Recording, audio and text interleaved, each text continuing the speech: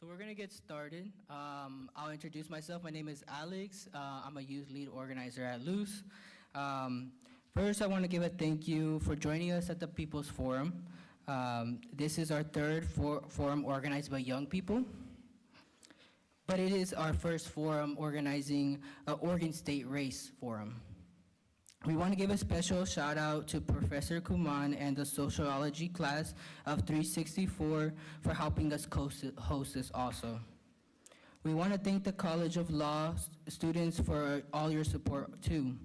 A special thanks to the IT team who helped us make sure this event ran smoothly.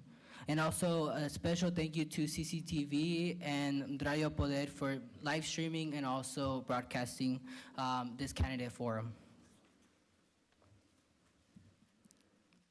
Now we're going to be taking the time to present organizations that are also co-hosting this with us. This is Black Joy. Black Joy Oregon celebrates, amplifies, and uplifts the global majority, Black, Indigenous, and people of color, LGBTQ+, people with disabilities, and other historically marginalized community members by creating spaces where they can find solutions and build confidence in their leadership capabilities and create environments that make space for us to find and rediscover joy within ourselves and others. We do this by meeting the needs of our community that have strategically excluded by systems. We aim to provide education and resources to help these communities become independent from these systems that are set up to work against them. We strive to assist the communities in gaining the knowledge and tools to obtain food, sovereignty, and security, not only through the produce grown and distributed directly to community from our Black Joy farms at zero cost to community, but by way of in-home urban gardening systems for those who don't have the property or funding for an at-home garden. Thank you.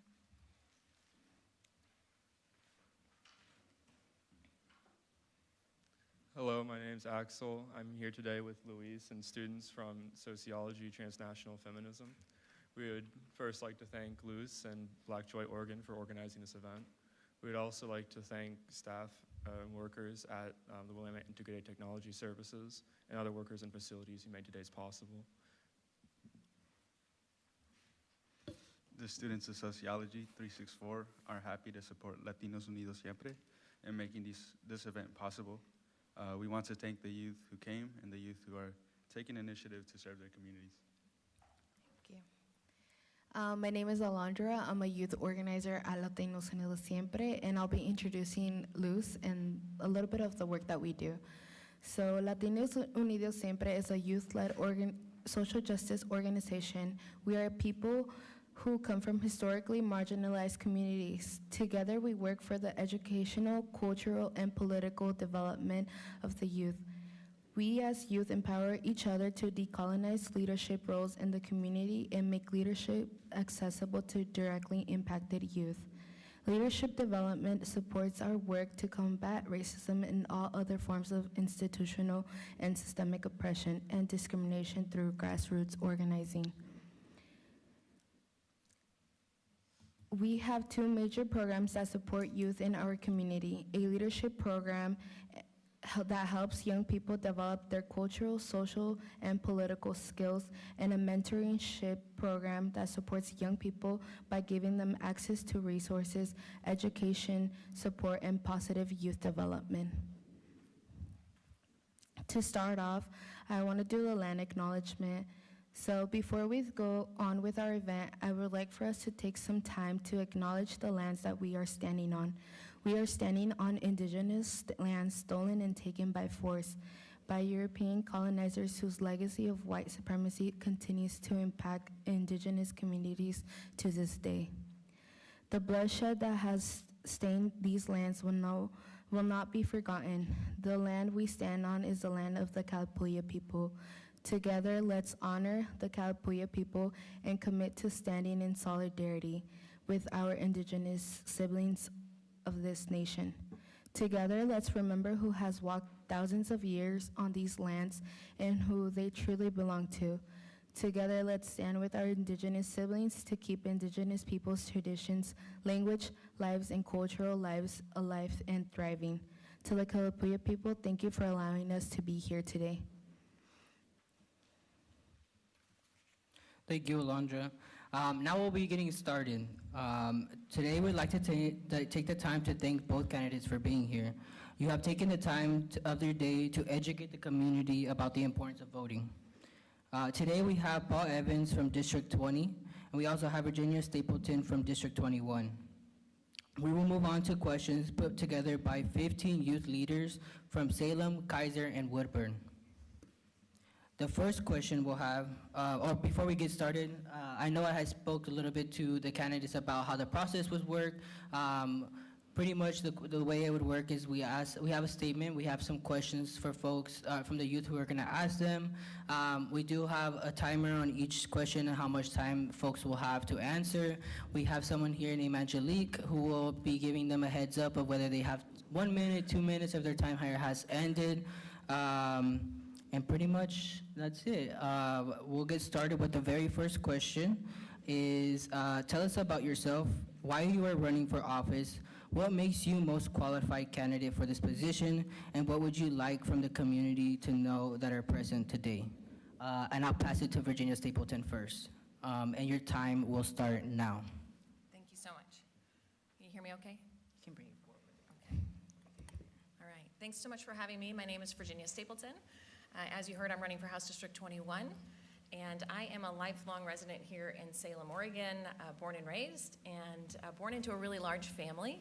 I tell this story so that you can better understand who I am and where I'm coming from. I have 11 brothers and sisters, and my parents really brought us up in a spirit of service and recognizing the needs around you. And so it was with that real heart desire to see the needs around me and to do what I can to help that I got into politics. I was really early on when I started in our community here in House District 21, started serving at my kids' Title I school, served on the school board's budget committee, and ended up running for city council, where I have spent the last 4 years working hard for our community and really trying to improve everything the best that I can. And then I got the bug and the urge to run for State House. Really excited to work with this guy in the coming years and really focus in on affordable housing and transportation options for folks. Also, mental and behavioral health care, really important to me and my family to make sure that we make investments there. And I am dedicated to making sure that we retain our rights for reproductive care, and also really, really passionate about local governments and our local school system. So those are some of the reasons why I'm running, and I can't wait to answer more of your questions so that we can get to know each other a little bit better. Thanks so much for having me. Thank you. Thank you. Paul Evans, your time starts now. All right, my name is Paul Evans. I'm running for re-election to House District 20. This would be hopefully my 6th term serving the public. Who am I? I'm a person who was raised in the Mid-Willamette Valley, grew up in Monmouth. My mom and her mom, when they first came to Monmouth, actually first came to Independence in the 1940s, they lived in a converted chicken coop, picking in the fields because the single mom with not a lot of future really didn't have a lot of options back then. So I've been raised to believe that you're all involved in the community to try to make sure that everybody has a fighting chance. I spent my entire adult life in public service. In the military, spent 20 years, about 4.5 years spent in combat zones. I've been a professor and currently do that. And I'm also been serving at the local level, state level, and in the legislature. I believe ultimately that every candidate that runs for office should be able to tell you what the difference between themselves and the other candidate. And in this case, it's very simple. I believe that leadership skills are important. They're things that are learned. They can't be read in a book. I think that experience matters, both as a leader as well as a follower. And I also think that ultimately you have to have a vision. And my vision for Oregon is very simple. I think every Oregonian, every person that's here, regardless of what planet or what country or wherever you may have come from, if you're here, you're part of our community. And that means that everybody should have an opportunity to fulfill their dreams. I think everybody should have a right to a safe environment, air, land, water, streets. I think that everybody has a right to protected speech, action, the right to live, to love, to learn, and ultimately that we have to be good stewards of the planet that we have because we only got one. I think I've done that so far, and I ask for your continuation for the opportunity to serve. Thank you. So we're gonna get on with the questions that the youth have put on for the community, for the candidates. I'll be reading the statement, and you guys can also follow along with me. So this year, school districts around Oregon got millions of dollars in budget cuts. Salem-Keizer School District is the second biggest district in Oregon, got over $70 million in budget cuts, resulting in the termination of over 425 school jobs. The result of this budget cut has been a general decrease in the overall quality of education.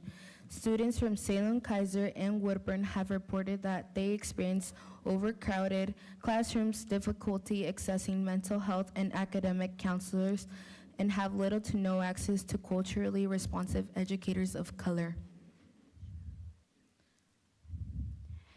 Hello, my name is Janeri, and I go to South. If elected, what will you do to ensure our schools are fairly funded? What are some specific policies or plans you have to address the funding gap? And your time starts now. We can start off with Paul. Okay. So just a couple of things I'd like to start off with in terms of the question. One of the reasons there were cuts this year is because the Salem-Keizer School District actually expanded services during the contagion, and then the state had to actually pull back some of those resources, and programs that were long-term programs versus short-term programs had to, in many ways, unfortunately, be cut. This is despite investments in recent years for something called the Student Success Act and other targeted programs that I've voted all along to try to help marginalized communities and folks who have had more struggles than others.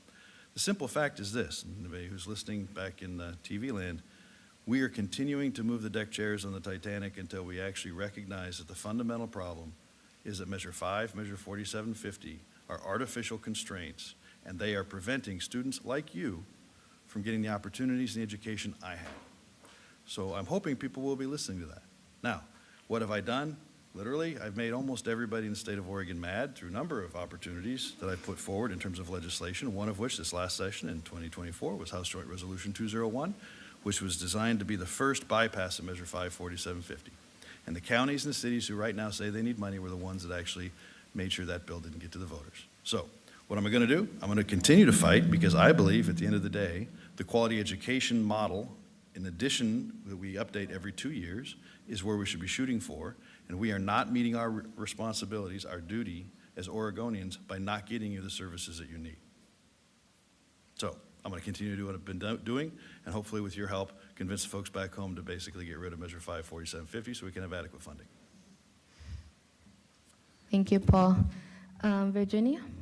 Thank you so much. I really want to start this off with telling you all a little bit about my story. I am a non-traditional student myself. I disassociated from most of my elementary school. I do remember my 6th grade. I had an undiagnosed reading disability that went really unknown until just a few years ago. I was kept home for middle school to do some home ec for a couple of years to help our family out. And then I was dropped off at North Salem High School and was expected to thrive. And of course, that did not happen. I ended up dropping out as a sophomore. And when you grow up poor, you idolize work, and that is what I did. I went and I got a million jobs, and I worked hard. And I didn't go back to get my GED until about 6 years ago.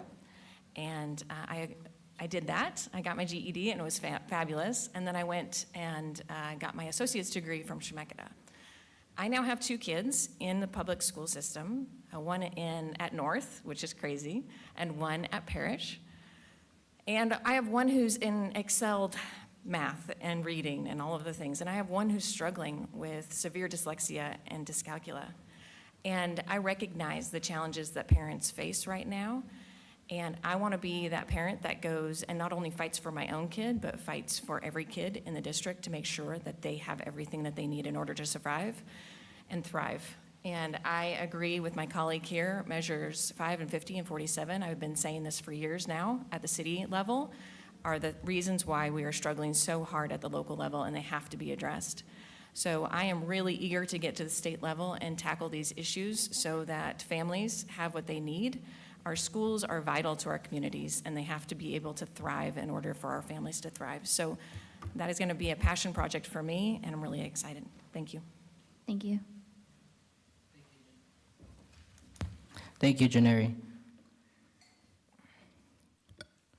The school to prison and deportation pipeline is an issue that disproportionately impacts poor, disabled, Black, Indigenous, and immigrant youth of color in Oregon.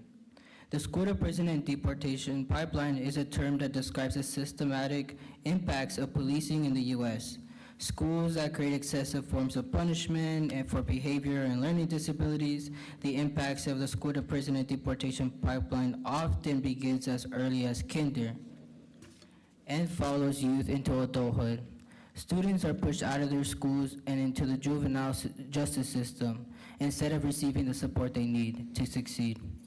These school policies are fueled by fake, ableist, and racist narratives that paint poor, Black, and brown disabled students as dangerous and aggressive.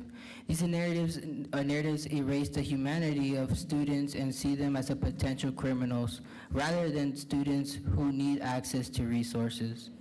Some of the systematic issues caused by the school to prison and deportation pipeline include education funds being used to pay for behavioral or physical presence of police in schools, the surveillance, security guards, weapon detectors, and overall structure that funds punitive education over accessible learning.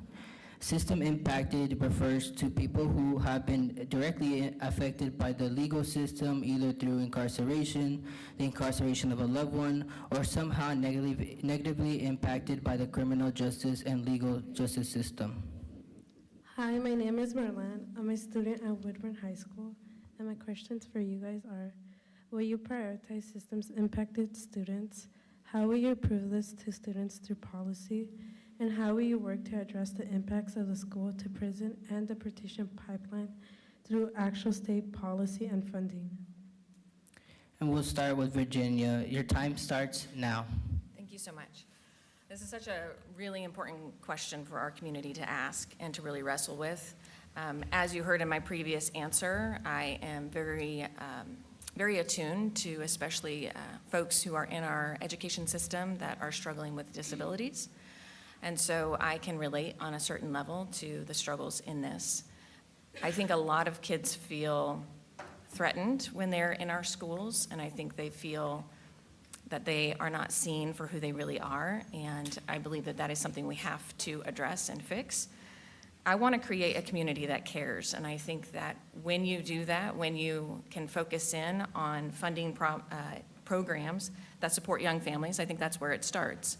When we look at funding early child care education, looking at funding our K through 12 schools fully, and then creating models that reach these kids that are really struggling and making sure that they know that they are invested in. I know that that is a huge challenge, and we are looking at changing a culture, and that takes time, and it is very difficult to do through policy. But it takes courageous leadership to take on these challenges. And you are looking at two people, I believe, that are willing to take on those challenges and really push for reforms that are needed and to get those across the finish line. Thank you. Paul, your time starts now. So thank you very much for the question. I absolutely believe what Virginia said is on the right path. I want everybody in this room to remember the name Grover Norquist. Grover Norquist, common spelling, N-O-R-Q-U-I-S-T. Grover Norquist once in the 1980s said that his goal of government was to cut it by little pieces until it was small enough to drown in a bathtub. And I want to emphasize that because money isn't the only problem for government, but money is still a part of the problem. So let me explain. Once upon a time, Oregon school systems were seen as some of the best in the country. And piece by piece, we have been trying to continue to operate with basically a third of what used to go into the public governance column not being in there anymore. How that affects things is first you take away the programming that are for special needs folks. Then you take away the programming for English language folks. Then you take away the funding for smaller class sizes. Then you take away the funding for this, you take away the funding for that. So let me start with a kind of a three-point process, how I'm going to try to make things a little better. One, we need to get adequate funding for the schools so that the programs that are designed to help folks who have had more problems, more challenges, historic setbacks, that you get the services that you need. Second, we also need to unspiral something that the legislature did a few years ago, having to do with special needs and mainstreaming folks who take other parts of the budget because federal law requires that they move that money over for that. That needs to be unspooled a little bit because it was a statewide solution that really should have had special or school district flexibility added to it. And the third is, in terms of trying to get in the way of the prison or the school to prison pipeline, is rethinking how we actually approach students and finding more and more one-on-one mentorships. One-on-one, more and more, one adult to one student relationships. Because we know the number one factor in actually having a good outcome is if people actually are wrapped around the student, help them through the hard times and move them into a productive future. We have to get back engaged in each other's lives again, and that's gonna take a culture change, like Virginia said. It's also gonna take the right amount of money, and I look forward to being a part of that. Thank you. Thank you. We have been living under a housing crisis. Oregon is leading state in families without shelter. We are also leading in youth and minors without shelter. According to HUD, more than 1,400 young adults and children experience homelessness without a parent or guardian in Oregon. Last year, the majority of that group was nearly 70% were between the ages of 18 and 24.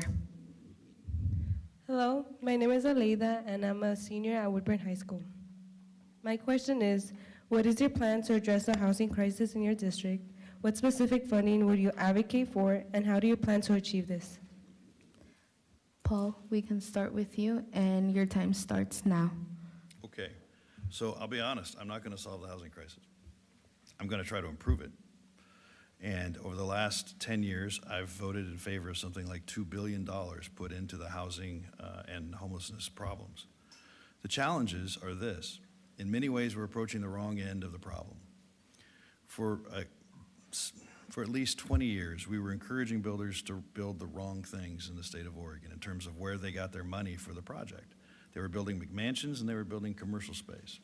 Often commercial space that didn't actually have links to daily jobs, but rather storage and batteries and other things like that.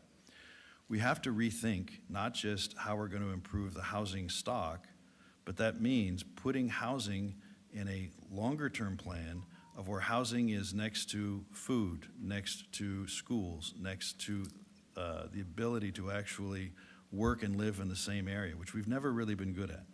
Our land use planning that we put into place in the 1970s did a great job of protecting farm and forest land, but it didn't do so well in terms of giving us tools inside the urban growth boundary to make things. So what am I gonna do? One, try to increase the public-private partnerships that provide opportunities for people to not just rent and get stable housing, but get into places where they can basically rent to own. Two, find secondary income streams so that builders can actually build the housing that we need and still find enough profit to be able to make it work largely off of energy and solar powers or solar panels and other types of things like that. The third thing that I'm hoping to do is to work with the cities to recognize that in certain cases, prescriptive, very carefully crafted land use planning can actually be adjusted to ensure that we don't build in the wrong places and that we actually provide incentives through land price and other things to the right housing. So I want to say, number one, on this topic, Virginia is a leader in her community. She's been pushing a lot of things through the city of Salem. Housing is a state issue in terms of trying to provide resources for the cities, and I'll continue to do that. Thank you. Virginia, your time starts now. Thank you. Thank you, Paul. I agree with all of the things that you're talking about, and this is a crisis that has taken us 40 years to get into, and I'm sorry to say, but it's going to take us decades to get out of it. But again, it's going to take leaders who recognize that and who can really put their mind to work and continue in that direction and not relent on doing the good work of getting people housed. Now, I want to talk about the whole spectrum of the housing ecosystem, everything from a tent on the side of the street all the way up to those McMansions that we were talking about. We have historically been underbuilding that middle housing and houses for first-time home builders or home buyers. And so it's really critical that we put into that so that we can help people achieve wealth, because wealth in this country is attached to home ownership. So it is really important that we help people move up that housing ecosystem. When I was on the city council, we approved over 4,000 units to be built in the last 3.5 years here in Salem, and we have done that through good planning, making sure that they are on or close to mass transit lines, close to services, close to jobs, close to schools, so that people can have choice in transportation, which is the second highest cost for folks every month. And so all of those things you have to take into consideration. We've also increased our low barrier shelter beds by 1,000 here in Salem. That is doing the good work of getting people housed. And I just want to touch on something very briefly in my time left, that even being housing insecure is traumatic. And you cannot talk about our housing crisis without talking about our mental and behavioral health crisis as well. Because being unhoused or being housing insecure, that takes a toll on a human. And if we are building a community that cares, we will not only build housing where it fits all of those things like jobs and schools, but we will also understand that we need to build out our mental health care system to help people who have suffered. Thank you. Thank you, Leila. In Oregon, immigrants make up 13% of the labor force, including 60% of the state's full-time farmer labor force. Immigrants also contribute about $33 billion to Oregon's $256 billion economic, which is 13% of this total GDP. In 2020, immigrants paid $1.7 billion in state and local taxes and $3.6 billion in federal taxes. Despite the major economic contributions that immigrants make to the U.S. economy and public sector, many immigrants cannot access public benefits, especially housing. This year, the state of Oregon shut down the only publicly funded program that provides emergency housing assistance and accommodations for immigrants seeking asylum. My question for you, both of you is that, what is your plan to address housing insecurity for families and individuals who do not qualify for federal housing assistance due to their immigration status? Virginia, your time starts now. Thank you. Such a really important question, and I want to start off by saying that I really appreciate Representative Evans' opening statement about how we view our community and who is deemed worthy of investment and care. And I think it's so important that this topic, especially now, Lord, over the past few months, this has been used as a tool to divide our communities, this idea of immigration. Immigration is key to our success as the United States, that's what I believe. I think it is key to our success as a community in recognizing our whole community and the value that every single person has, innate value in just being here. And I think that we need to do more in order to bring our community together around this topic and ensure that we are not demonizing a people group or using our positions of power. Some people are using their positions of power to divide us with this, and it's not okay. It has never been okay, and it never will be okay in my book.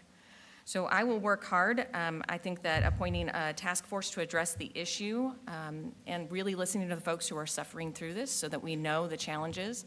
One of the worst things I think a politician can do is go in without knowing the intricacies of the issue and try to make things better, because oftentimes we can make things worse. So I think it's really critical that we go into this listening to our community, reaching out to folks who are suffering, and listening to what they're experiencing, and then working hard to try to address those and relieve the pain and suffering in our community. Thank you. Paul, your time is started. So somewhere around 1870, after the first wave of the Irish immigrant population came to the United States, there were 9 million Irish people in the United States and 6 million in Ireland. Immigrants are the heart and soul of the American story, and anybody who tries to deny that is either lying to you or ignorant, and I don't know which one's worse. Immigrants are not only vital, but quite frankly, for anybody right now who's receiving a Social Security check, you should thank an undocumented worker because somehow, some way, they're actually paying into the system for you. So let's back up and ask the right question for this answer. Honestly, I believe that there are certain aspects of immigration, especially folks who are here for short time for harvest seasons, that the housing needs to be secure, safe, and available. But in terms of treating folks who are planning on being here for the long term, whether they have whatever immigration status they have, if they're here for the long term, I want to treat everybody the same. If you have need, we will find a place for you to live. My faith does not really draw a distinction between color or a lot of other aspects that we sometimes like to define ourselves by, but charity and love is supposed to be the most important piece. And that means that there's dignity for human beings, you get a place to live that's safe, you get an opportunity to work that's safe, and you get treated before the law, at least as far as humans can be, as fairly as possible. So we'll continue to do things I think we're doing. The project that was mentioned that got unfunded this year, I thought we were able to what's the right appropriate term on TV? Thought we were able to unscramble that. I'd like to talk to whoever it is afterwards because I thought in the supplemental budget we actually did get that program going again. So I want to clarify. It's unconscionable that it got taken out. We'll try to figure out why. But the bottom line is we have a duty and a responsibility to make sure that people, regardless of what papers they have, are treated with dignity, period. Thank you. Thank you. Thank you. This year, we have seen efforts to get rid of protections that our immigrant community worked very hard to obtain. If elected, how will you ensure immigrant communities are protected, and do you support the Oregon Sanctuary Law? Paul, we can start with you, and your time starts now.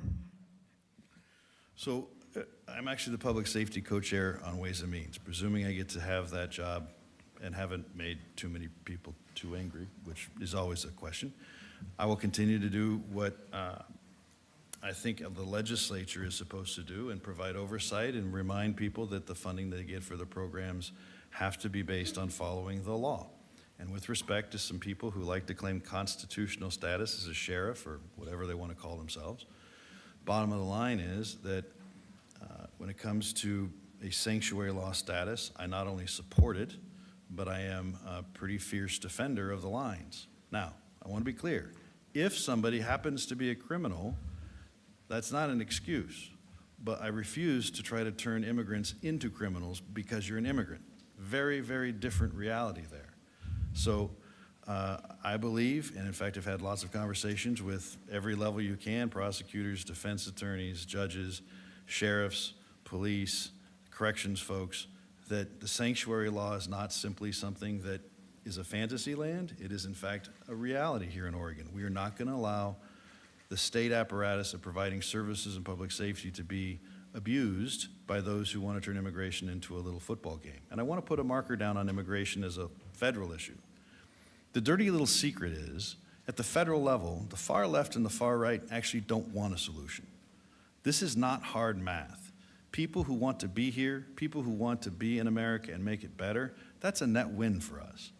But because of the economics of the factor, there's this weird little world that has its own reality back in DC that doesn't want to fix this problem. I'm hoping that with let's just say leadership in DC, actual leadership, we can resolve this issue and move on. Because as soon as we recognize we're stronger together than apart, we might just have a fighting chance against China and Russia in terms of regaining what we used to have. Thank you. Virginia, your time starts now. Thank you. Yeah, I will be fairly short on this answer. I think that what I've said so far really speaks to my heart on this issue. I will say that my opponent has recently worked hard to get a bill to the voters that would take away our sanctuary status. That is not okay with me, and I will do everything I can to work hard to protect this and to protect the people who really find refuge under that law. I think it's really important. My faith, my humanity, sees people as people, and I'm here to help protect people and to give them the best chance they have at fulfilling the best life that they want to live. So, thank you for the question. Thank you. In 2022, the Oregon legislature passed a House bill House Bill in 2015, also known as the Driver's License for All, or the Equal Access to Road Act. This allows all people in Oregon to apply for a driver's license or ID regardless of their immigration status. This law was very beneficial to all Oregonians because it ensures that individuals don't get racially profiled when driving. It also ensures that all people take a driver's test, which improves the safety on the roads. However, this policy is under attack. Some anti-immigrant groups have explicitly shared and stated that their goal is to repeal HB 2015 despite its benefits. Do you support driver's licenses for all, and how will you fight to protect this law when under attack? Virginia, your time starts now. Thanks. Yes, I do support it. I believe that this is very common sense. When we are all sharing a space like the road, I think all of us need to have the same protections, the same tests that you need to pass to make sure that we are all understanding the rules, that we are all working together to create safe spaces in our transportation system. And I think that when you have that driver's license, when you have that insurance, you're being a good neighbor. We are all working together under the same rules. And our roads are very much so not safe spaces right now. And I think that this is another one of the ways in which people who tend to have racist ideas are trying to other people and trying to put other folks in a different space than they are in. And I think that that is, it's not okay. And I think it's common sense to have this law, and I would support continuing it and defend it against folks who want to tear it down. Thank you, Paul. Your time has started. So, first of all, I believe I voted for this bill when it came through, so yes. Although I'm not really fond of the driver's license for all approach because I would prefer you actually have to pass a driver's license test. But everybody that wants to take the test, yes, I think that's absolutely right. Now, because I'm an honest guy, I have to tell you that there is one thing that I have a small problem with, and it has nothing to do with where people are at or anything else. It's that right now there are some in the agricultural community that are abusing a little asterisk that we put in there that said that you don't need a CDL to take a farm truck from a farm to another farm. It was passed with the idea that if you have a farm in one end of the county, you could take it to the other end without having to get a CDL. There are some folks right now abusing it, and somehow the trip from, let's just hypothetically say, Amity to Malheur County doesn't really seem like it's actually farm to farm. It seems like they're kind of getting around the CDL process. But as far as it goes, in terms of whether or not every person in Oregon who's driving on the roads should be having access to getting a legitimate driver's license, the answer is absolutely yes. And in fact, I've been fighting with the feds on trying to figure out a way to make the CDL process even more available and more accessible for folks. So I'm already on board on this, and I'll continue to fight for it. Thank you, Paul and Virginia. In 2022, the legislature passed HB 4002, which created basic overtime protections for agriculture workers in Oregon, similar to overtime protections that have covered most workers in the U.S. since 1930s. As of January 1st, 2023, employers have been required to pay overtime to agriculture workers after they work 55 hours in one work week. This is a basic human and labor right that was denied to farm workers before. If elected, how will you ensure that farm workers and immigrant workers in general are protected in the workplace, treated with dignity, and paid a fair wage? And Paul, your time starts now. So part of, I think, being a leader is sometimes telling people hard truths. And in this particular case, the hard truth is there was a better bill we could have got, but we didn't actually have the courage to do it. In talking with a number of folks who are still in the fields and those who spent a career in the fields, the bill we got does certainly provide for more overtime, or provide for overtime pay, but in many cases actually has ended up resulting in a smaller paycheck. There was flexibility that we were looking at in terms of housing and other kinds of things that could be used as offsets to make sure that the net value to the worker would be better. And unfortunately, the political environment didn't allow that. I give you that premise to say the following. My mom's first job out of college was working for a group called the Valley Migrant League during the Johnson years. And her job was to try to find ways to get people into jobs with dignity and support. I believe that that is a noble quest. I committed to trying to do the best I can to make sure that every family, every worker has access to not just good pay, safe conditions, a safe place to live. But I do believe sometimes we have to look at the whole picture and not just on one aspect, because sometimes when you look at wages, especially with the inflationary impacts, that isn't getting you really as a family more of a value. So what I'm committed to doing is continuing to listen to the groups that are involved, to listen to the folks that are in the field, to listen to other stakeholders, to try to find a sustainable way to make sure that we get better pay, more sustainable pay, and more dignity for those involved in that process. So that's my commitment. Thank you, Paul. Virginia, your time starts now. Thank you.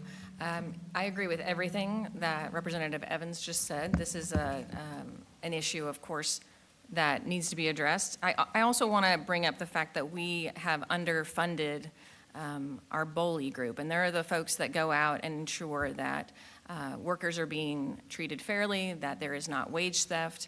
And I think right now, and correct me if I'm wrong, Paul, I think we have 4 employees at BOLI for the whole state? For wage investigations, we have 4 employees for the whole state. And I don't know about you all, that doesn't sound like enough. I believe that they have to let go of a lot of complaints every year just to kind of just let it go. They're not even going to investigate. So to me, making sure that we are funding those folks so that the laws that we are passing are being upheld, right? Why are we passing laws that are not being upheld? So making sure that we can enforce that, making sure that we hold companies accountable for the mistreatment of their employees is going to be critical as we move forward.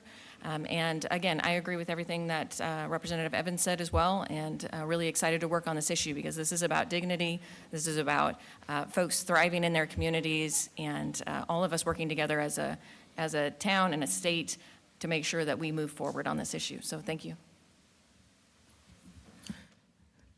Thank you. Thank you, Chris.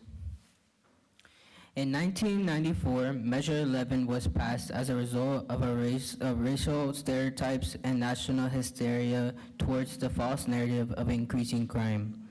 Measure 11 established a mandatory minimum sentence for certain crimes, which meant that individuals must serve a minimum sentence in prison before being eligible for parole. It did not matter what life circumstances led to them to commit the crime. It allowed the state to give minors adult sentences. In combination with racist policing tactics in Black and brown communities, Measure 11 led to the mass incarceration and deportation of Black, brown, and poor people and immigrant communities in Oregon. Currently, we're the second to the state of Florida in the incarceration of minors who have been convicted with adult sentences. In Salem, we are surrounded by 5 prisons, but we only have 1 hospital. Hi, my name is Yesenia. I go to Stevens. Hi, my name is Leah. I'm an associate. If elected, will you support the repeal of Measure 11? If yes, how will you make it happen? But if no, what is your plan to address mass incarceration in Odin? Virginia, we'll start with you, and your time starts now. Thank you. I believe these were passed in the 90s, and it was put forward by my opponent, Kevin Mannix. And I remember being against this back in the 90s.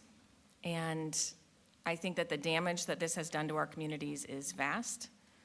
And any time that there is policy that has been this detrimental to communities, it is worth us taking another look and seeing what can be done to fix it.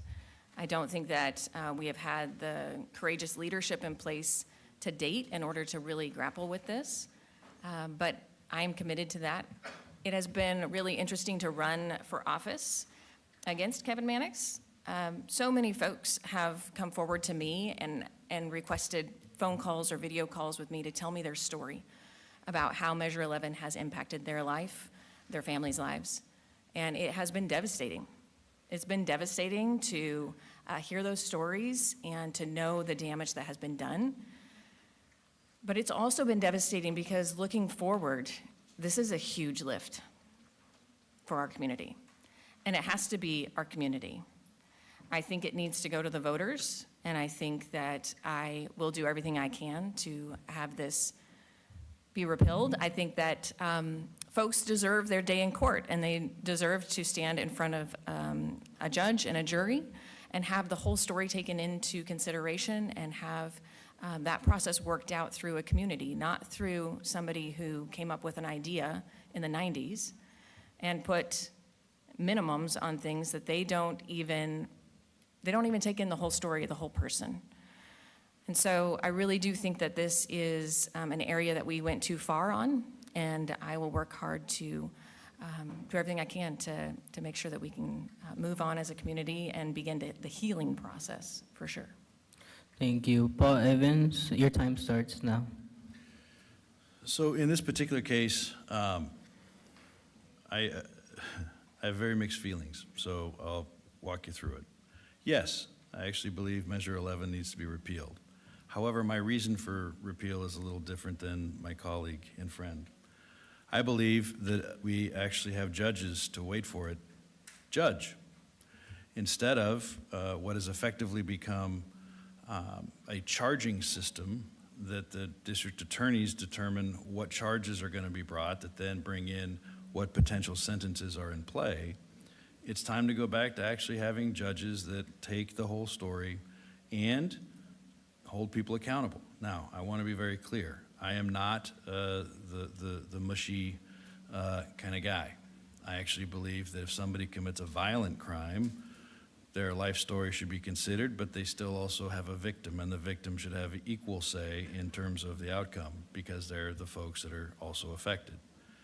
That said, you cannot have a just system when one side has more tools in their toolkit than the other. And right now, the district attorney, the prosecution side, has far too many tools in the current environment, and judges are limited. And I actually want to put it back to where our judges judge. The parole board has a role to play. Right now, has a very small role to play because of Measure 11. And I think that the system of justice is supposed to be more flexible that way and, quite frankly, more reflective of the community. I don't know how to get there because there's not enough courage in the building right now to get money for schools, much less perhaps potentially be linked in a political hit ad of voting in a way that somehow let a murderer out too early. But somehow we have to get to a place where judges get to judge again, and I'm committed to trying to do that. Thank you, Thank Leo and you. Yesenia. At this time, we'll have a 10-minute break, but thank you, Paul and Virginia, for answering the questions from the youth. We truly appreciate it. So we'll come back around 2:10, 2:11, around that time. So feel free to use the restroom, grab some snacks if they're still available. Yeah, and then after we come back, we'll have time for the public to ask questions for the candidates. But yeah, feel free to take that 10-minute break. Thank you.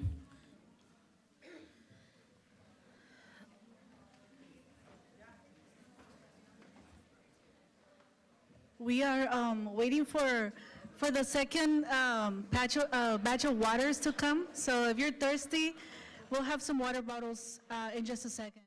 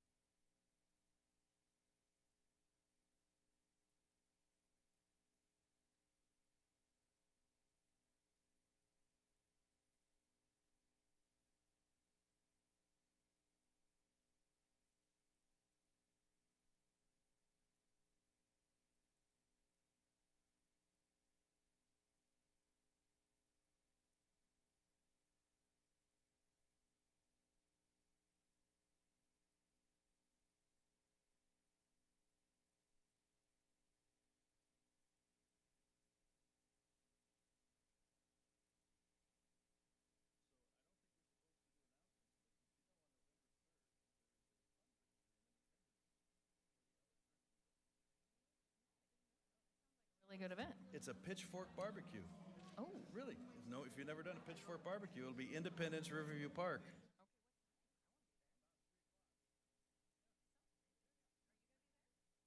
I'm bringing the pitchforks. okay. Yep. I want to be there. I'm going. Diamond has information on it in case anybody is concerned. Such good news. I hope my staff heard that. And it's not a political fundraiser, it's simply for the food bank. I'm so sorry. Can you tell me what you said? Because I couldn't hear that. There's so much background noise.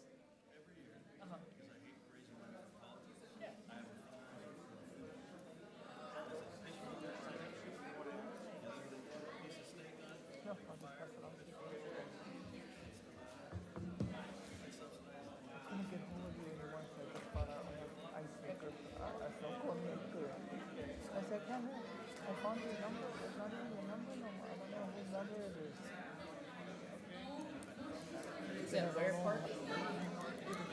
Basically, if you find it on Amazon or a local marketplace. Are we ready to start, y'all? Yes, can we please get attention? Okay. I'm gonna give them a second because they're doing sign language real quick. Okay. We just need 1 second. Just 1 second. Hello, my name is Hannah Shooting Beard. I'm from the Indigenous Now and the Land Back.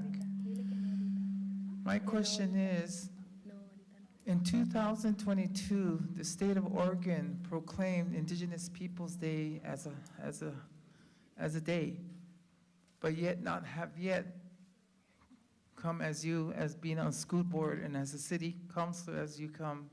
I've come to you a few times regarding this situation. Why has this not yet been fully recognized at the federal and state level?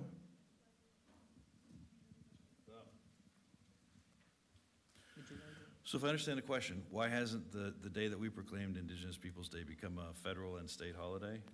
Right. So feds, we can't, I mean, as God's my witness, if I could move the federal government to do something, I would, on anything. State. Yeah, state, so.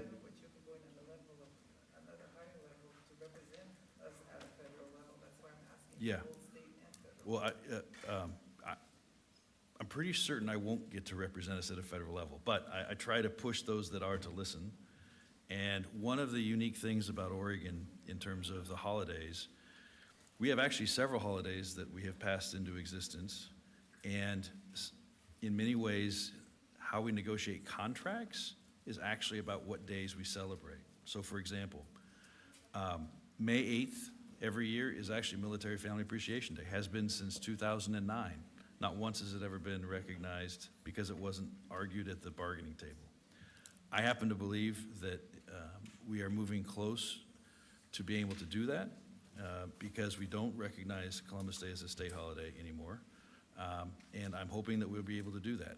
But so far, the bureaucracy has been the largest obstacle, just in truth in advertising.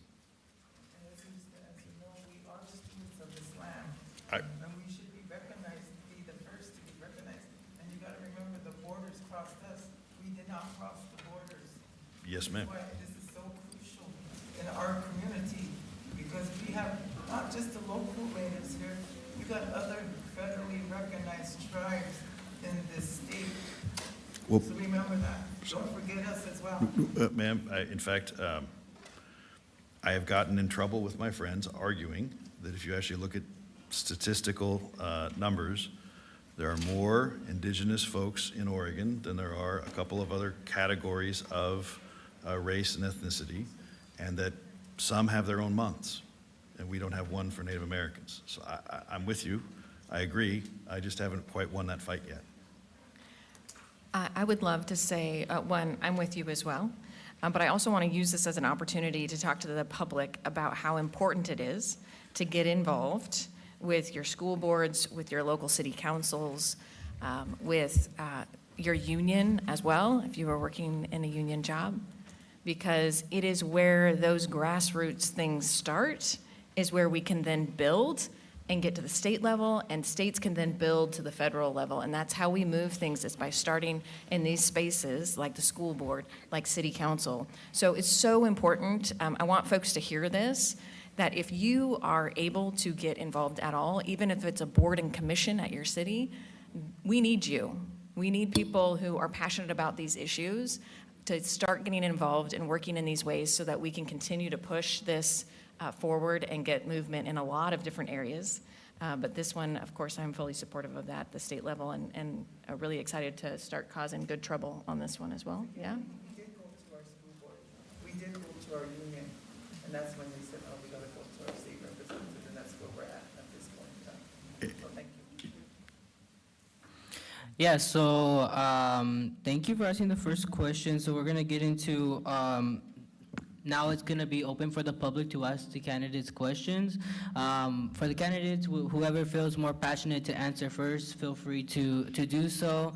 And now we're gonna be opening up the floor to the community, anybody in this room who feels passionate enough to come up to the same podium that was set where the other questions were being asked, to ask a question freely. And we probably prefer here because I believe there's a camera there for live CCTV. So if we could stand here and making sure that's a designated spot. Thank you.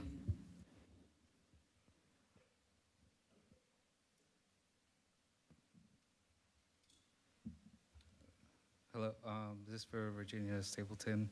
My name is Jesus Escobar. As someone that cares about our cultural development in our community, I'm interested on your views on public art. Would you support initiatives to increase the number of murals and public art installations in Salem? And how do you think this could benefit our city? Thank you. I love this question. Thank you so much for asking. During the 4 years that I've been on city council, we have been working slowly but steadily at removing the barriers that our community has right now because of city charter rules around public art.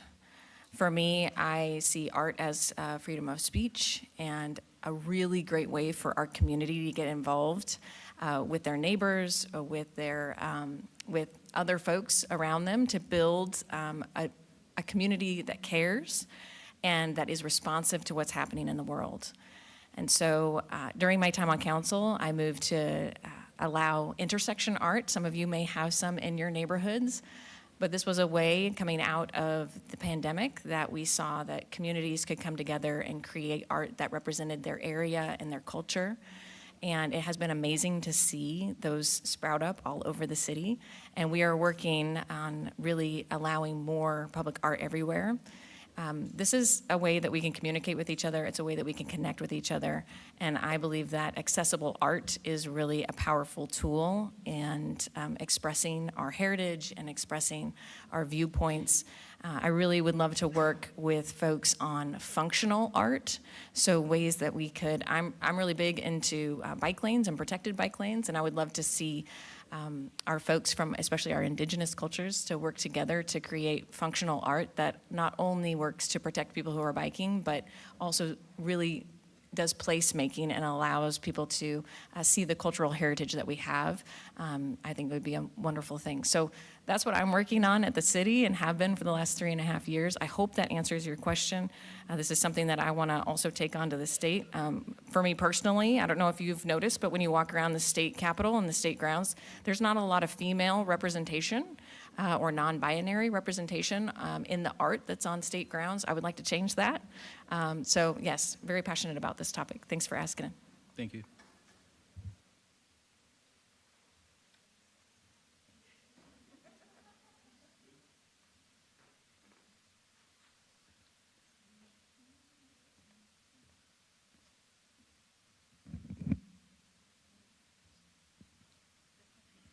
Okay, it's all good. Hello, my name is Ryan Gale. I'm a community advocate. I work at Western Oregon University as the Disability Services Coordinator, and I'm also a disability access professor. And my question to you is particularly for Virginia. And then also Representative Evans, if you have anything to add, I welcome you to answer. We have spoken about the housing crisis today, our educational system, immigration, and I'm curious if you have anything to say about your opponents in this race and what they may have proposed in their campaigns that would negatively impact those areas, or why you don't encourage voters in Salem, Kaiser to vote for those individuals.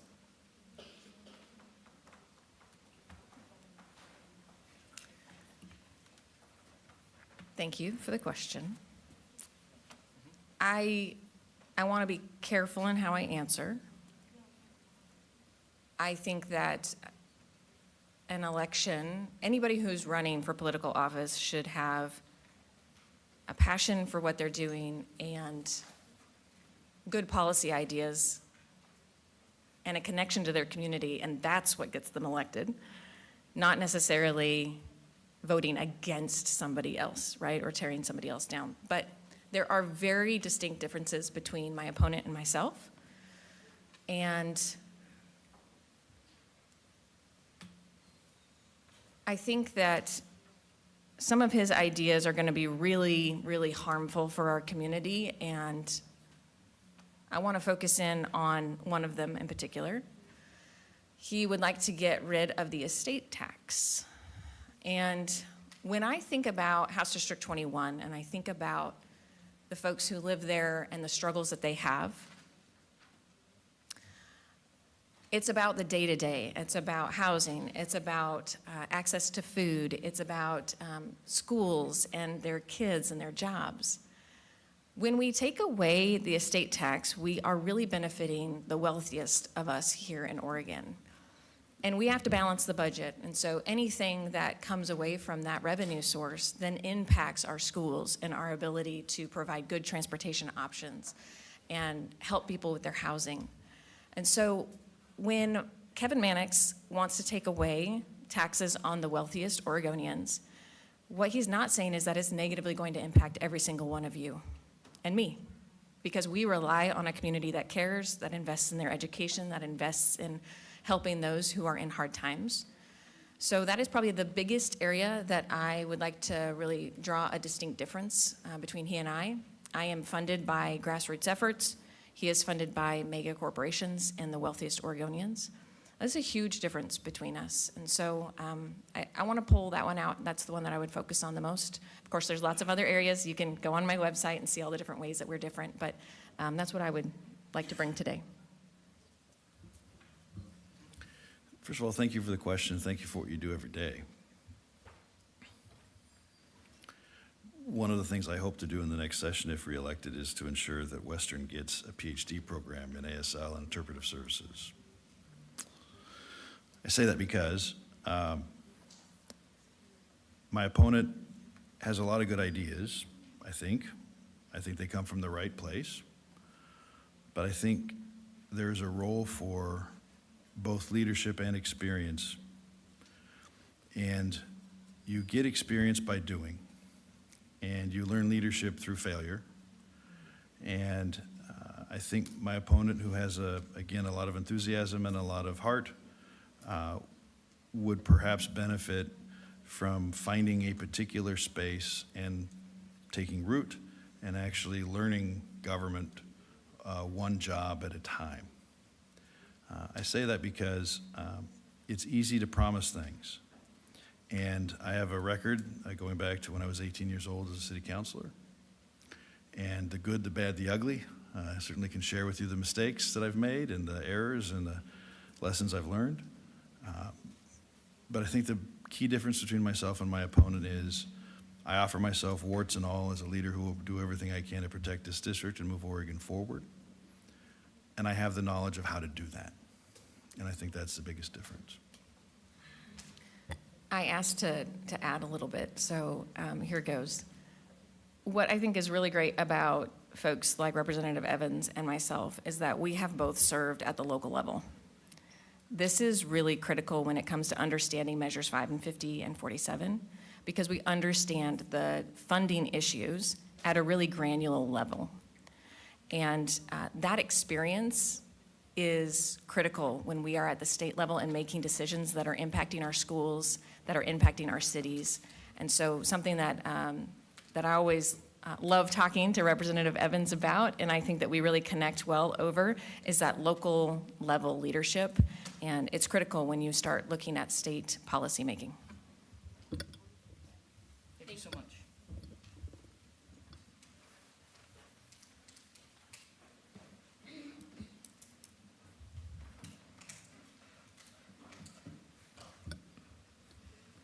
You guys can feel free to go up to the. I just podium. one at a time, just so Yeah. like the camera and stuff like that. Yeah. So just take note. I think But I two think folks over Maria, here. and then you, and the other person. My question is, let me open this up. If elected, what will you do to ensure that your actions you take as lawmakers are meaningful and not just performative?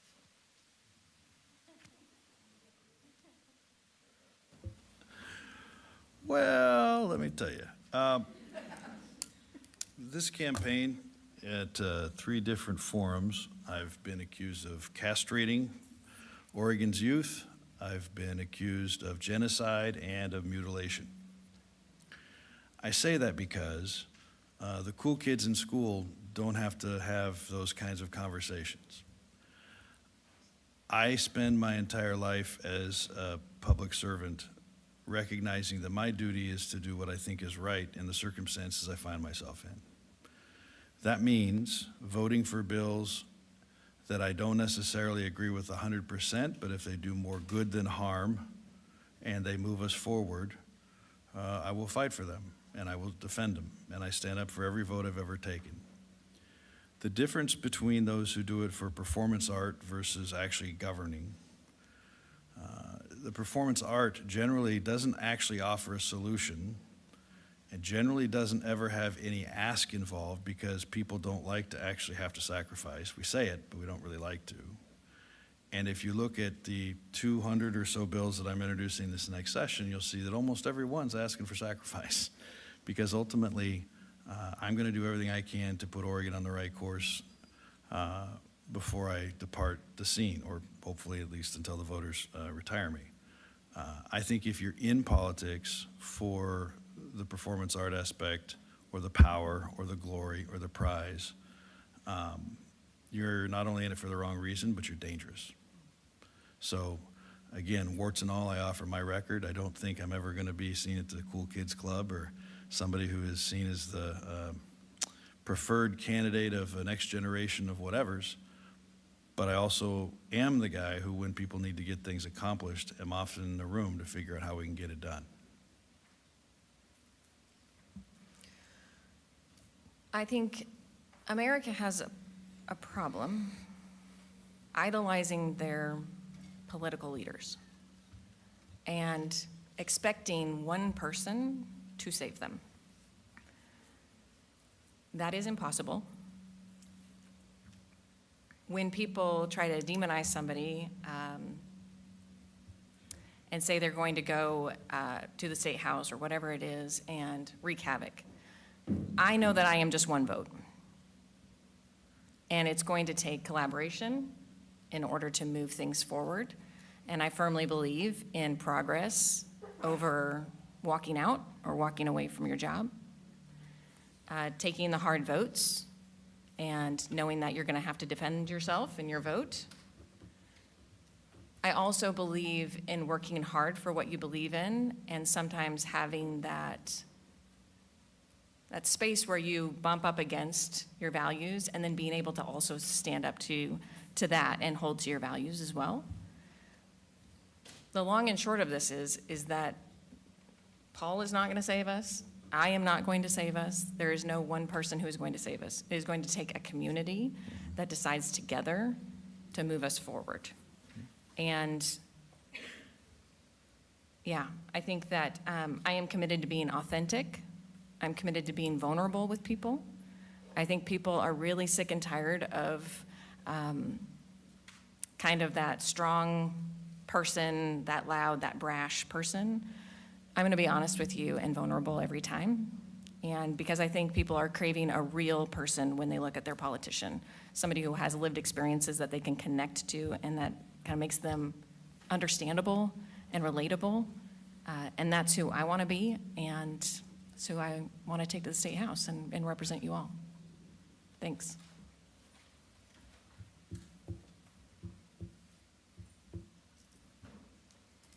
You guys have mentioned measures 5, 47, and 50 a couple of times. Can you give us some background on those, please, and how they affect our community? Sure. Ooh, measures 5 and 50. How much time do we have? We have until, They answered me. It's funny. All right, so measures 5 and 50. I'm not a pro on 47. Do you want to handle 47 and then correct me where I'm wrong on 5 and 50? I won't correct you, but I'll just You help add. me out? Okay. Yes. Yes, this is going to tag team this one. So what measures 5 and 50 did is that they came at a time when local government kind of had free reign on what they were charging their tax base. So every year they would look at their budget and say, we want to do X, Y, and Z, so we need this much money, so we are going to we're going to change the property tax to this much to afford all of that. And that really was out of balance with the community, and it needed some regulation. So measures 5 and 50 came along, and what they did is they took those tax rates and they cut them in half, and then they froze them there. So for instance, City of Kaiser is at $2.52, I believe, as their tax base, and Salem is at $5.50. Eugene is at $8 and some odd cents, right? So it's this really hodgepodge across the whole state on what your tax base is. Now, it also said that your revenue can only grow at 3% per year. It locked that in. So what's great about that is that cities and school districts can count on 3%. It's really great to be able to know what's happening. The really, really horrible part is that, for instance, the city of Salem is looking at an increase in their costs at 7 to 10%. So you're automatically upside down. This brings into compression and all of those other things. I'm going to stop talking and see what you have to add. Sure. Can I have just folks who are right there kind of move away or have a seat if you haven't asked a question, just so the camera has a clear view of the candidates while being live? Thank you. And then, thank you guys. So this is a 2-minute answer? 3-minute answer? I thought we had until 3. Sorry. There's no All right. timer. All right, so How did I set you up? Did I set you up okay? you did great. Okay. In the 1990s, so in the 1980s in Oregon, we had a very, very hard economic time because of not only the recession that brought in Reagan with stagflation, but we also had, we were tied to natural resources. In the mid-'80s, late '80s, some changes to timber production that was blamed on the spotted owl, which is much more complex than that, but nonetheless, created an environment where Oregon was trying to find its footing. In the 1990s, people discovered Oregon. They wanted to move away from California and other places, so we had a very rapid increase in terms of valuation around the state of Oregon. At the very same time that California was looking at their Prop 13 to control their property taxes, Oregon, which again does not have a sales tax, remember this, there were a couple of folks that I will not name that said, hey, you know what, you don't need to pay for everything that you're paying for. What's going on is local control really isn't that important, and we're paying for things we really don't need, and oh, by the way, the system that we have right now isn't fair. I want to put a marker down. The system we used to have was actually one of the most fair systems ever devised. What they used to do before Measure 5 was the assessor would go out and look at the entire value of the county and then assess your particular percentage of that total valuation. Instead, we decided to go with the California style of go it alone, you're on your own at that time, which was the politics in the Pete Wilson era. And in Oregon, what they did is they said instead of as a county or as a region or as a district, your home itself should be the focus. Okay. And they also set a $10 per thousand limit, and they put a 6% growth that you couldn't exceed. That was reasonably manageable, although ironically, all of Oregon but Portland area voted against Measure 5, needs to be reminded. So then in 1996, another guy who we will not name, who was convicted of multiple felonies, by the way, but anyway, he got Measure 47 passed. And what 47 is, it said it limited to 3%, but it also did something very interesting. It said, oh, by the way, if your house was built in 1995, your market value never changes. What does that mean in 2024? It means if you buy a house that's right next to another house, one was built in 95, one was built after 95, the 95 house has a built-in subsidy and is maybe paying a third the price that you're paying for the very same services, the very same community, the very same everything. It was designed to constrain, and over time with that 3%, it was very purposeful. Remember Grover Norquist? It was very purposeful to cut local government and make the state stop doing what the state does to backfill public services at the local level. It was designed to kill the state of Oregon, and it is slowly, over 30 years, doing that.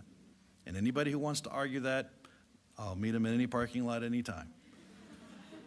I am very angry that we have not solved that problem at the time we saw it, and then over years, we basically have tried to find workarounds. So that's why we come up with any number of taxes that confuse the voters even more. I happen to believe most Oregonians, if you say, what do you want for a level of service? How can we get there? Oh, by the way, we need to do this and this, would probably support it.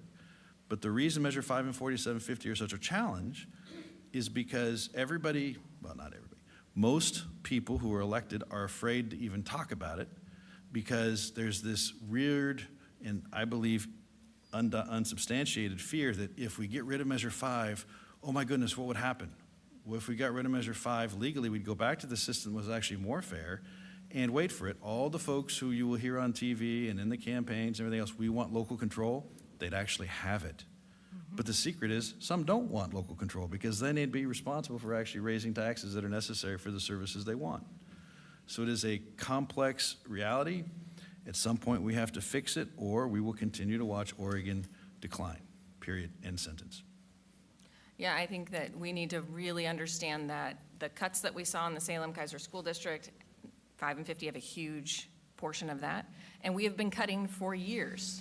You know, when I talk about, people want to link me to defund the police, listen to this. We have been defunding our entire government for 30 years, and this is what we get. The city of Salem is looking at, I think a $26 million shortfall this next June. So it's massive, and it is now starting to feel it in a way that we haven't felt it before because leaders have been able to kind of dice and splice in those million little cuts that we have in order to make it work and kind of hop along or limp along. We've been putting in things like operations fees or different things like that to help us through.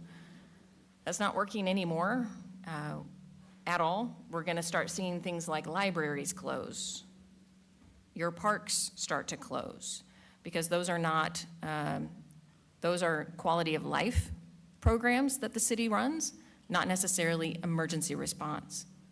So it's really critical that our community leans into this conversation because it's going to take all of us. If I could add something. The other thing that's real, and I want to be very clear to everybody out there going, oh my goodness, they're saying we need to raise property taxes. About 20 years ago, plus or minus, the United States effectively, not in law, but in reality, decoupled productivity from wages. Basically, with the growth of tech, it was possible for larger and larger earnings for corporations to be made without passing that proportional benefit on to the workers. And what that has meant is that for working families, it is hard to pay property taxes. They are going up. The net pressure of gas prices and the price of bread and the price of milk and the price of price of your property taxes going up is a challenge. But the question not being asked is where is that value going? Since the contagion, and again, I want to be very clear. I'm a Democrat who believes business is good, and I believe every American should have the opportunity to someday become a millionaire. What I don't believe is that millionaires should be able to pass their money on to a generation of non-workers who simply feed off the system. So, when it comes to property taxes, it is a false dilemma in that we have to recognize that we have to make sure that wage growth and the rest of the economy is moving so that we can have the property tax structure that we need. That will mean, in the short term, a little bit of discomfort, but we also have to recognize it's time to go after the wealth that was amalgamated as a result of the contagion among the top 1% of folks across the country. They accelerated their gross wealth by factors of 10 plus when the rest of us were barely able to keep up. That's an important component. And I'm not, again, saying that we need to punish the rich, but we need to reform the structure so that everybody has an opportunity for those benefits and those life-changing currents instead of just a very few. Okay.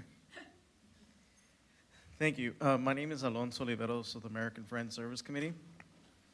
So you mentioned previously for both of you, your support for Oregon's sanctuary law, a law that's been in place here since 1987, and which was recently strengthened to include the Oregon Sanctuary Promise Hotline, a hotline that the community can call to report any violations by bad individual police officers who are cooperating with ICE for ICE holds and detainers. And so currently there is this a hotline that exists, but it's got no teeth. It's got no teeth in the sense that even when we try to request information from the Department of Justice, they're not able to, they say that they don't release that information. So I guess my question to you is, in this next legislative session, what actions would you take to strengthen the hotline so that a community will be able to access individual violations, to be able to put some economic consequences to local sheriff's departments that are cooperating with ICE? So a couple of things on that I'd like to start. Number one, I take great pride in the fact that the sanctuary law started because of a conversation in Independence, Oregon. And in great irony, it was actually folks who would now identify themselves as conservative that were for it, because their argument at the time was, well, we're not going to do the Fed's job, let them do it themselves, which was the whole idea, basically making sure that the local police weren't sharing things with the feds because there was a little bit of, shall we say, they didn't really work and play well together in those days. So when it comes to the hotline, I can't promise that I can make the hotline more transparent because I don't know the specifics of the legalities, but I can do two things, and I'm willing to work with you and whoever is willing to work with me on this. The first is, I think it's time that every city in the state of Oregon, and LOC is not going to like this, but every city actually have a law enforcement oversight board, and that is where the local law enforcement reviews policy. And in this case, I think that that would be one of those policies. What is the number of in circumstances when information is given to the federal government? The second thing is certainly willing to work with anybody on getting DOJ to release the information. The hotline itself, because of some rules and opinions that are in place of protection of names and sources for law enforcement, may be involved in that. But there is a way, perhaps, to get transparency, maybe not real time on the hotline, but at least trends or other data that's useful for seeing what direction we need to move in. And I'm willing to work with that. I think the next Attorney General is going to be much more willing to do that as well. Yeah, I'll leave that where it is because of time and the questions that we have, but I just wanted to say LOC stands for League of Oregon Cities, for those of you who aren't familiar with that, but I would love to work with anybody on the issues that are important to them and bring it forward, and we'll work together to solve the problems.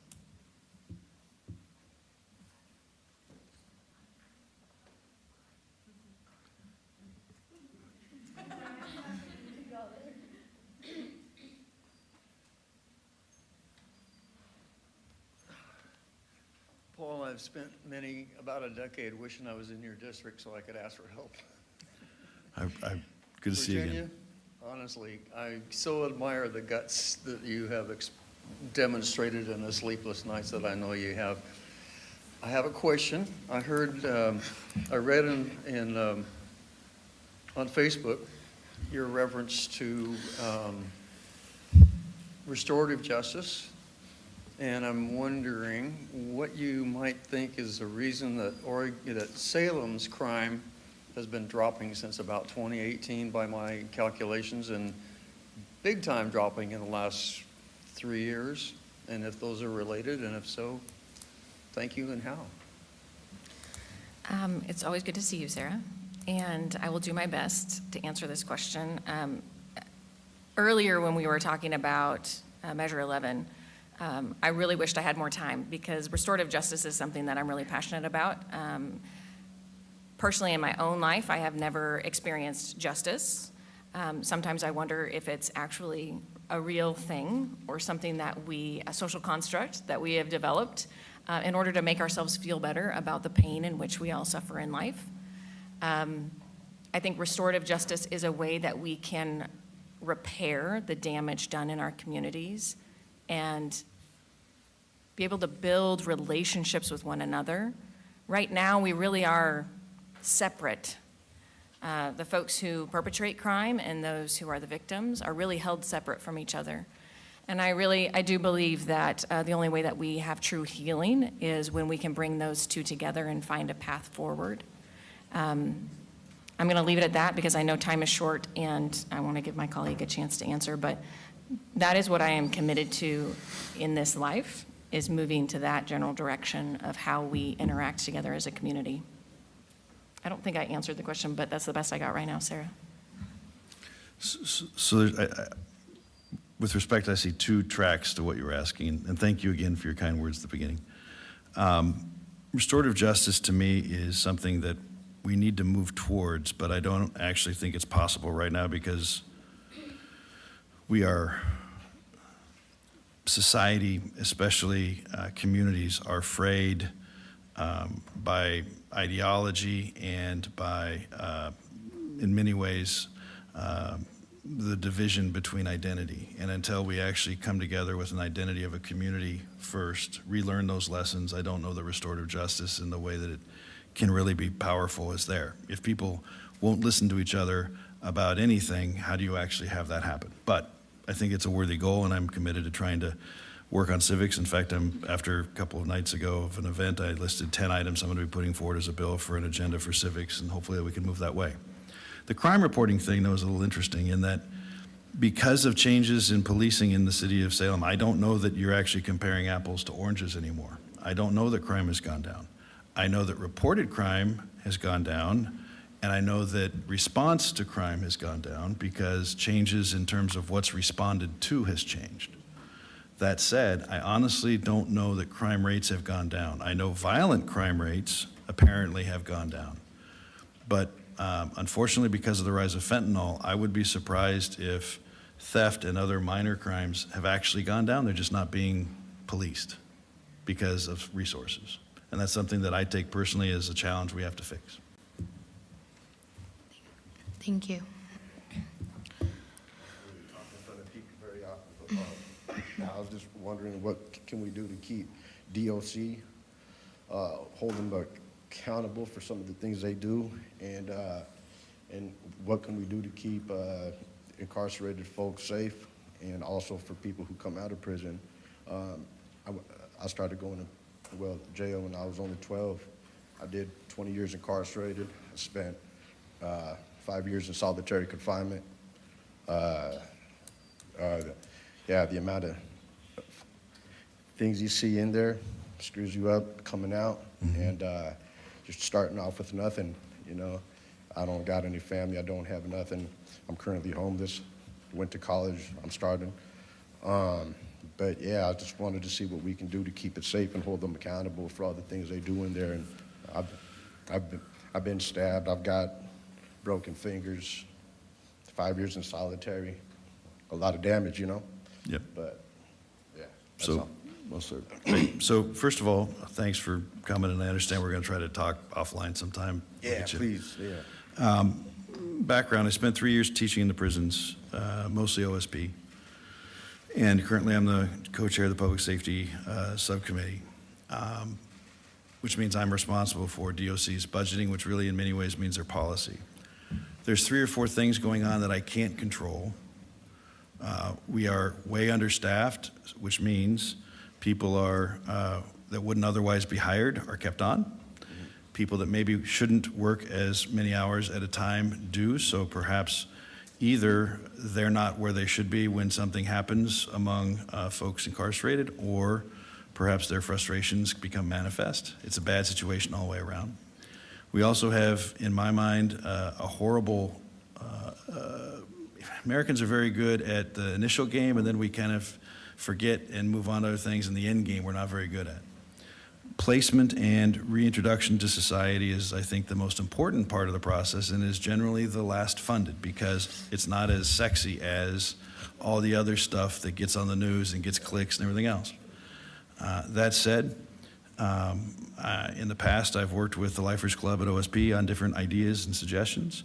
I'm a big believer in college inside to get prepared to go outside. I believe that the release program should be much more robust than it has been, meaning that 9 to 10 months before you're released, you start working on the building blocks of other things. And again, we've had cycles where that was good, but cycles where it wasn't. So bottom line is, it is a huge issue right now as we transition, and we get, quite frankly, I've let out a lot of folks who are for lesser crimes, folks who in some ways are more violent, at least a number, and trying to figure out how we can help people who really, like yourself, want to get back into society, and those who we really need to keep away from other folks, including other inmates. So look forward to that conversation, and again, I don't promise miracles, but we are trying to make some progress with the new director. I got a lot more questions. So All right. be prepared. I look forward to it. Thank you very much.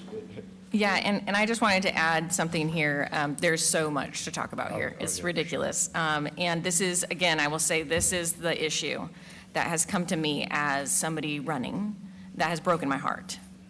And the conversations I have had with people on this issue, or several other, will stay with me for my entire life. When we look at, I'm going to go somewhere else and I'll loop it back. When we started tackling the issue of homelessness here in Salem, we split it up into 3 buckets. And we talked about prevention, managing, and ending. And a lot of folks said, shove all of the money into ending, which is building more housing, right? Don't worry about the other 2, just focus here. And our council really came around this idea that we can't do that. We have to do all 3 things at one time. And when I look at a system that is failing the way that our justice system is failing here, I look at ways that we can do prevention. I'm talking about funding our education system, making sure that housing and food is secure for folks, making sure that we have access to good jobs and training. Look at managing, and I think that really has a lot to do with reforms. I am not okay with what's happening in our prisons right now. I want that to be on the record.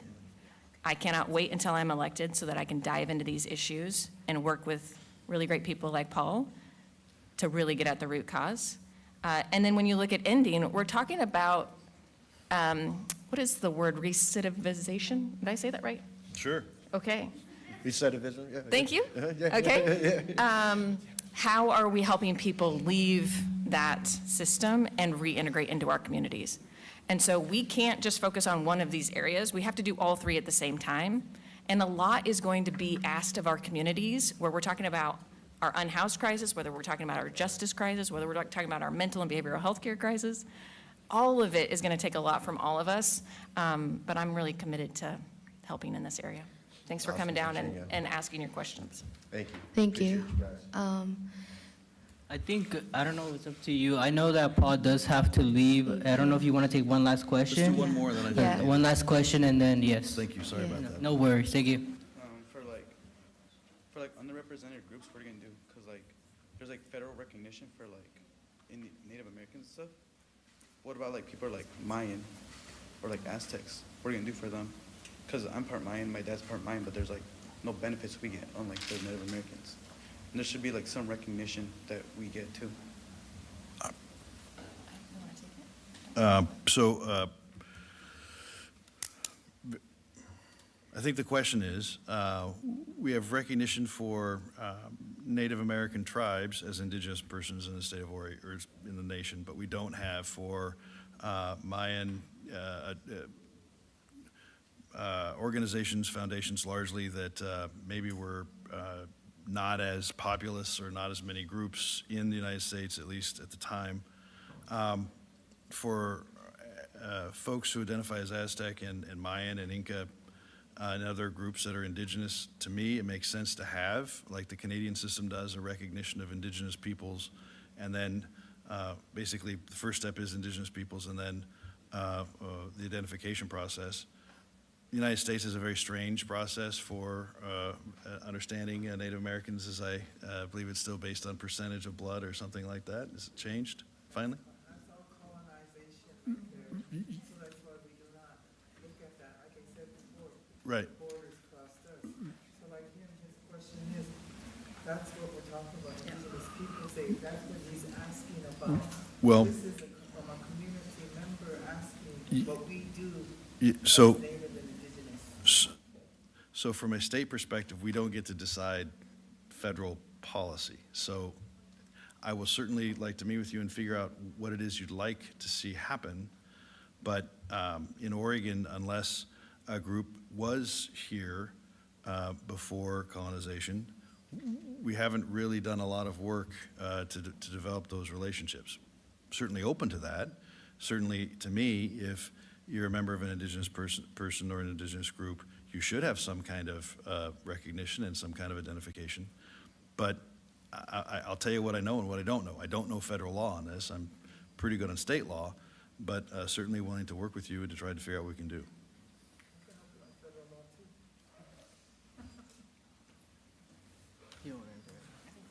Okay, that's going to conclude the open questions. I know that Paul does have to go, but I believe Virginia will still be here for a little small meet and greet if folks want to come up and have a conversation with Virginia. And you can also catch Paul Evans at a different time. But I just want to say I appreciate CCTV and Radio Poder for live broadcasting and streaming the candidate forum. And I want to thank everyone who showed up today, especially the candidates that showed up today as well. Thank you all.